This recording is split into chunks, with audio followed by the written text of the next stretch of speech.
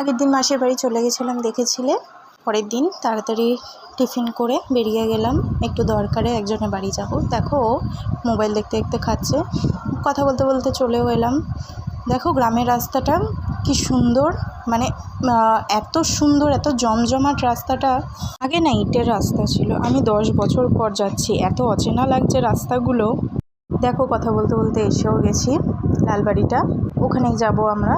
আর তোমরা কিন্তু পুরো ভিডিও ভালো করে দেখছো না, আর দেখলেও লাইক সাবস্ক্রাইব কিচ্ছু করছো না। দেখো এদের বাড়িতে মন্দিরটা কি সুন্দর, মানে এদের না এক সাইড করে বেশ মন্দিরটা করা রয়েছে, বেশ ভালো লাগছে। ওই যে দেখলে একটা ছেলে উঁকি মারছে, ওই যে ছেলেটা, সেই ছেলেটা একসময় নাকি আমি খেলতাম ওদের সাথে। 10 বছর পর গিয়ে না কাউকে চিনতে পারছি না, সবাই বড় হয়ে গেছে।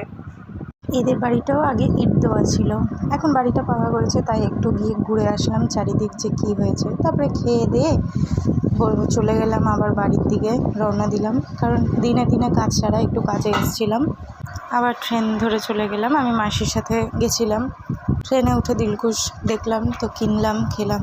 পুরো ট্রেন ফাঁকা, দেখো মানে দুপুর টাইম তো, আর গরমের মধ্যে কেউ বাইরে নেই, সবাই ঘুমাচ্ছে। এদিকে আমরা পা তুলে বেশ মজা করতে করতে যাচ্ছি। তোমরা ভিডিও দেখছো, লাইক সাবস্ক্রাইব করো। চলো আজকের জন্য টাটা, লাইক সাবস্ক্রাইব করো, আবার পরের দিন কথা হবে।